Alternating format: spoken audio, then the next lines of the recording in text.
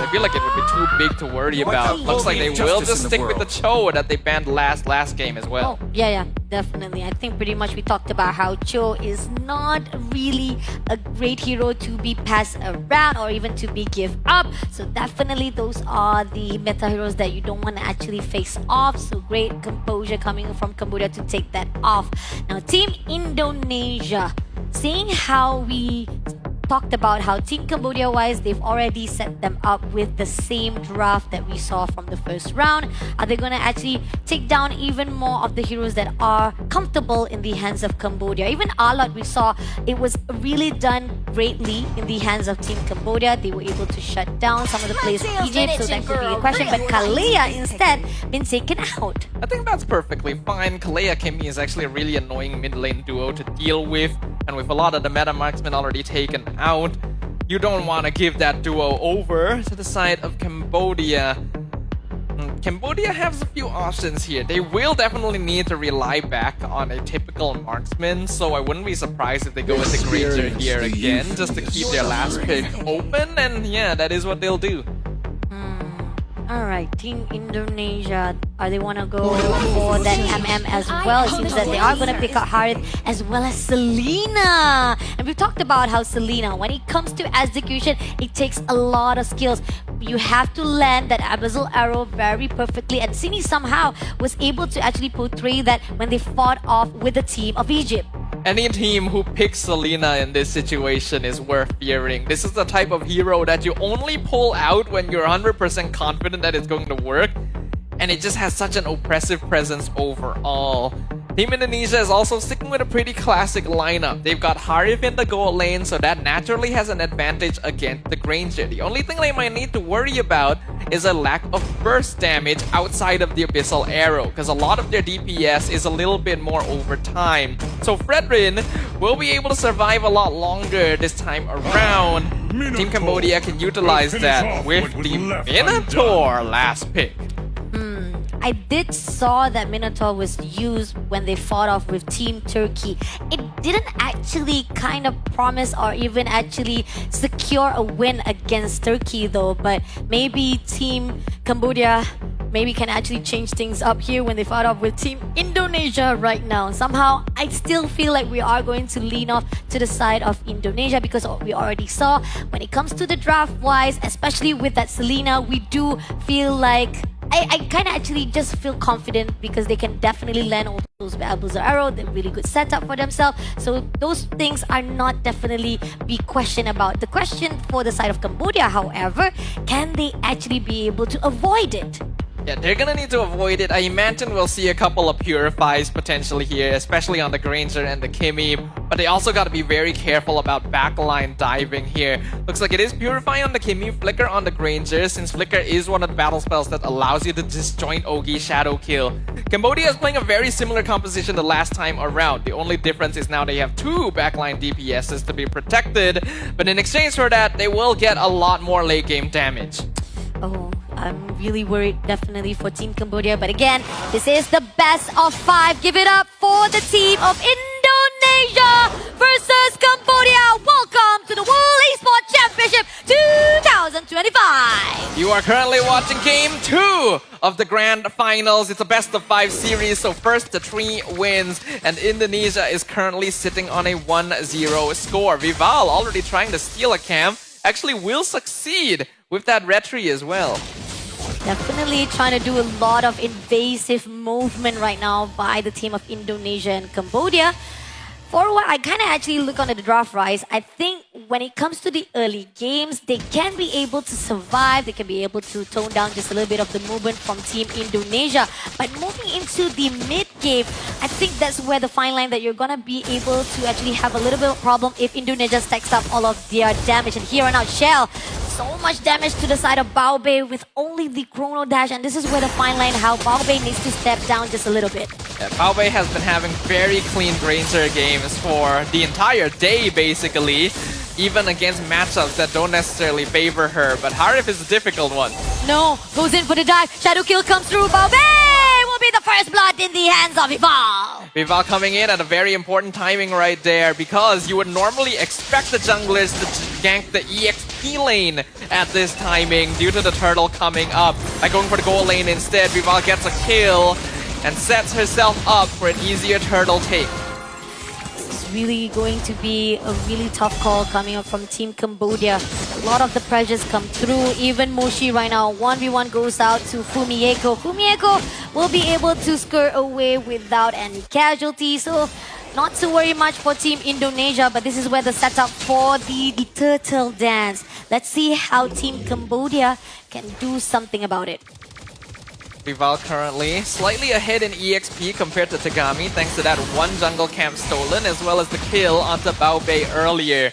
This means that Indonesia has a slight advantage when it comes to the retry battle, but Cambodia still has the better direct team fight composition. Front to back is the best type of team lineup to contest objectives with, and so because of that, they still hold control.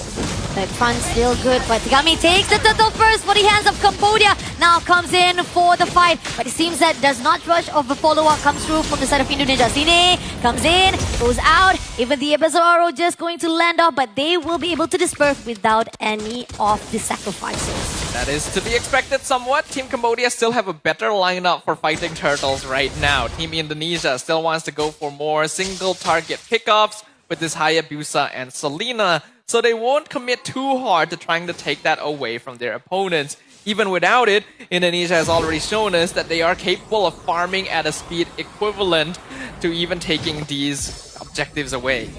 Let's see. So far right now, we are seeing that both of the teams are able to actually just fight it off, make sure that they be able to actually survive it out. Somehow, objective, yeah, will be on the side of Cambodia, but not much of the gap though when it comes to economy. It's just 3,000 above Indonesia, and even for the fight of the crabs as well, somehow will be leaning onto the side of Cambodia. Goes in for a fight with Elan, though somehow Elan will be able to be guarded by the rest of the players of Cambodia. So the reason why Cambodia... Oh, hold on. Oh, they land. Lebazararo comes in. Fumieko jumps in with a falling star, but goes out with a wave breaker. Can they make it actually goes through? No, unfortunately doesn't actually make it through. And now they're going in for the AOD.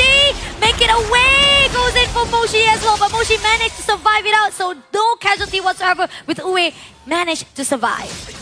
You know, the sentence I was about to say before I was cut off is the reason Minotaur is picked is because he can quite effectively block abyssal arrows and keep people alive.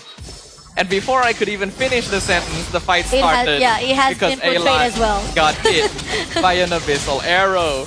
So I don't even know what to call that curse at this point, but Indonesia going to be able to find solid advantage with that, instantly transitioning to taking the entire gold shield down bottom.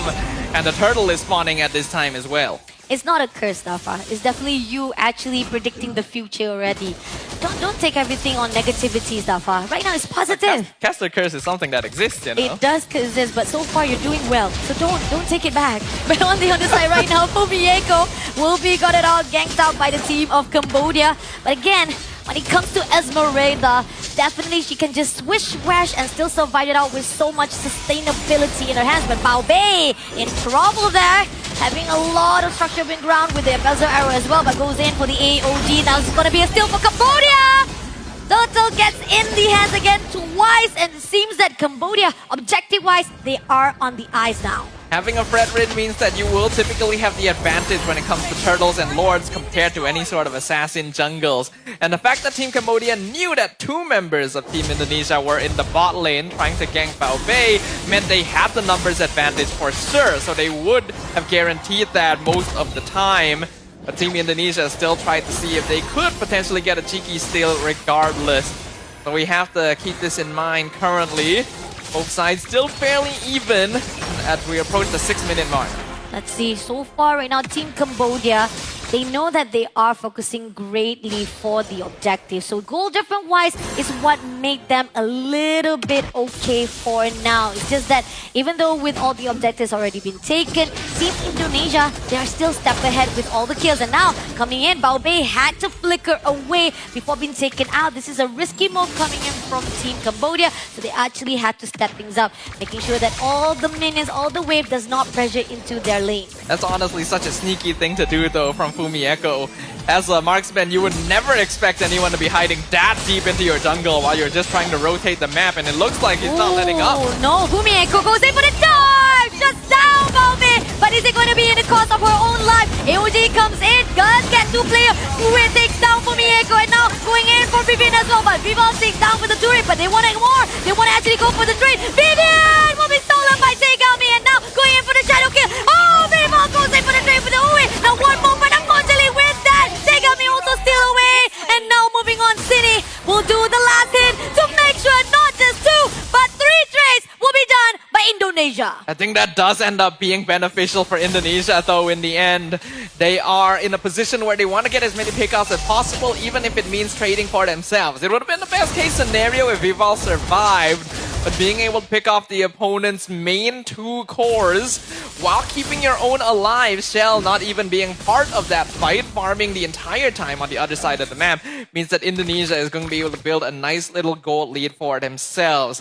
Next turtle now going to be coming up. Indonesia in full control over the river. Cambodia dealing with all the pushing waves is not going to be able to walk up for this.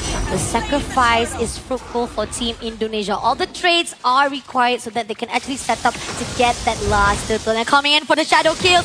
Oh, just a little bit spursed right now, but still will be able to go for the slide. Vivian shuts down along with the AOG. Now pushing on right now, Cambodia want to make sure they can trade it off, but now somehow they won't be able to do so. The follow is not there. Going in, City managed to go through, goes in for the Minion Fury, but doesn't actually catch up for the follow. Instead, it's going to be a backstab comes through for the side of Team Indonesia. Fumiko takes down Yue. Someone force pull out, but Mochi as well as Tegami Baube will be able to survive it out. Team Cambodia has not been given enough time to build up damage compared to before. They haven't been able to get as much of a snowball on their Granger or their Kimi, which means that Team Indonesia are very willing to take extended trades. They just have a lot of sustained frontliners alongside the Revitalize on Vivian. They can cut fights in half, they can force the marksmen back, and then they can slowly dismantle the front line. Team Cambodia needs to play a little bit slower and safer, but in doing so also creates more opportunities for the arrow. They goes in for the Minion Fury. Somehow doesn't actually have the follow-up. Shadow kill comes through. Doesn't get Moshi though, but at the same time, this is going to actually be an opener. AOG comes in. Vivian takes down Chante Yue. Just a little bit more. Will be able to actually secure it off, but unfortunately, Team Cambodia, great defense. They managed to survive it out. Good job by Team Cambodia there, being able to exchange bodies and rotate themselves within the team fight to make sure that they each soak enough damage that no one goes down to it. But it's also because Team Indonesia dived a little bit too far for that one. And there was really no need for them to. They're just testing limits right now because they've been able to build up a 3.5k lead. And next Lord is coming up in 20 seconds, so a win there would have set themselves up very comfortably for it. But even without the win in the team fight, they've got good split pushing pressure with Fumieko as well as Vival. And then Team Cambodia is going to need to rotate together a lot of the time to make sure they are not picked off. So that means that Indonesia controls the map. Yeah, they are. Definitely. It's really tough coming in from Team Cambodia. Want to do a split push, but they deny it. Fumieko again, Swiss Rash, split dash. Doesn't actually manage to actually take down. He goes for the last hit for Elon. Instead, Samapo has already been picked up. Minion Fury trying to make sure that they also be avoiding it. But Shadow Kill comes in. Just goes in for the dash though. But Baube, just last hit, managed to move away from the embezzle arrow. But again, this is already a 1-win because they already taken out Elon. One damage burst comes in from Cambodia. It was a good flicker timing there from Baube to make sure that the Ogi Shadow Kill wouldn't finish her off. If they lost Granger as well, Indonesia would have absolutely won that fight. But we can see that they are doing a great job of targeting the right people. Even in the chaos of these 5-mans, those abyssal arrows are connecting. The Ogi Shadow Kills are being built up. Team Cambodia needs to reposition themselves and play defensively now to make sure that their marksmen can be protected. This is the first lot in the hands of Team Indonesia. Left with 2 layers of 2 red. They can definitely finish it off already with this pushing of the minion. No matter what, the problem is with the holy defense, will might actually be tempted right now. This is possibly the problem, but Moshi once more goes in for the bravest fighter. Lose the connection and ended up giving the opportunity for Shell just dash away, surviving it. Quite unfortunate that Moshi missed the Flicker Landshaker, but even if it did connect, Shell still had the Purify. So she would have gotten out no matter what. The damage scaling now not going to be given a lot of time to come online because Indonesia keeps going for the fights. Oh, Shadow Kill almost barely coming in. Goes in for the shuriken, but still not enough though. Baobei managed to skirt away, barely alive, but somehow now going in for the mid turret. Goes out for the fight. They know they want to actually drag out just a little bit for the team of Indonesia. Will not get that turret, but Lord is coming in.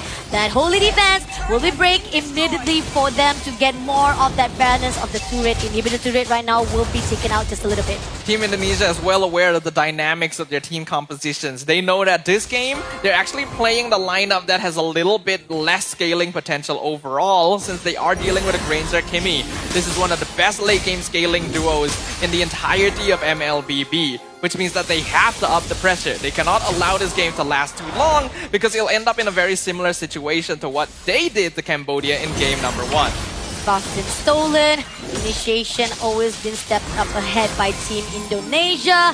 Now even that Brusko arrow was able to land to take Gami. Moshi want to do a little bit of zoning there. River Spider comes through, but at the same time, Baobei was spotted out right at the back line. But at the same time, they will be able to survive it out. Goes back to the base, and now the turret of the bottom already been shut down. They know this is going to be an opening. Are they going to actually force it out? Zaman Force already pulled out. Wait, just a little bit more. Chrono Dash comes through. Still managed to survive it out. Now they will be able to pull through just a little bit of defense. Great job coming through from Cambodia. But Team Indonesia, such discipline. Uwe is doing a lot of work right now, keeping the side of Team Cambodia alive, healing the low health teammates when they're just on the cusp of death. Unfortunately, Minotaur is a very reactive type tank, which means that Uwe can't really do anything until something has actually happened. It's more of a counter-engage style. So they have to bait Indonesia in for the fights instead, but Indonesia isn't just running into them directly. They know that that is the strength of Cambodia's draft, so they're attacking from different angles, diving from the backline, forcing Elan and Baobei out of the fight. Even if they don't kill the marksmen, as long as they're not there, Cambodia can no longer win. They just have to play to not lose. Damage coming in from Fumieko is 55,000k. Sheesh, that's a lot coming in from the one who is tanky enough to survive at the front line. And this is where Fumieko is just shining, making sure that no one will be able to take down by Team Cambodia. Team Cambodia somehow couldn't find any answers so that they can actually just shell through into the Team Indonesia front hold. So far this is going to be another lot freely given up to the team of Indonesia because they will be able to guard out, get a little bit of Azuro, land it out to take Gami, but Moshi comes in for the initiation. River Spider doesn't get Vivian instead, and now pushing on, they had to pull away before becoming a sacrifice in the hands of Indonesia. Good reactive reaction from Cambodia right there. They see the Esmeralda coming from behind, so they instantly retreat. They make sure no one's left behind either, but they will have to give up their control over the Lord.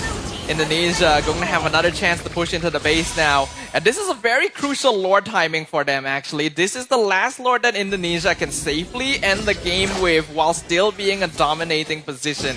If Cambodia is able to survive this without losing too many bodies, they will actually hit the timing where their marksmen start to scale. And then they can slowly regain map control. For that reason, Indonesia needs to get as much damage done with this Lord as possible right now. See, this is going to be the last set of defense if Team Cambodia does not hold every single pressure that has already been built up by Team Indonesia. As they make it through into the baseline right now, they are making sure that all of the wave is pushing into the base of Team Cambodia. Making sure that they are coming in. Bazaro already lands to take Gami, but they're not going to actually go into the overextension. Just waiting up for the Lord to come into contest for the crystal. And this is where they want to actually make sure that all of the divide information or even the focus will come into Cambodia's side. Somehow, Vivian goes into the front line. Fumieko trying to do a little bit of Swiss Flash. Doesn't actually get anyone, but Cambodia, that overextension. But here are going in for a fight with Fumieko. Goes out with the AOG. Vivian gets 3 players. But now are they going pushing in? They are going to push in with the Zaman Force. Shadow Kill comes in. And now pushing on. They don't get the kill though, but they are going in for the crystal just a little more. Viva takes down Baobei. EJL managed to take down Moshi as well. But still, it is a little bit messy coming up from Team Cambodia. They still managed to survive it off, but no, he launches down. Double kill comes into Shell. Crystal a little bit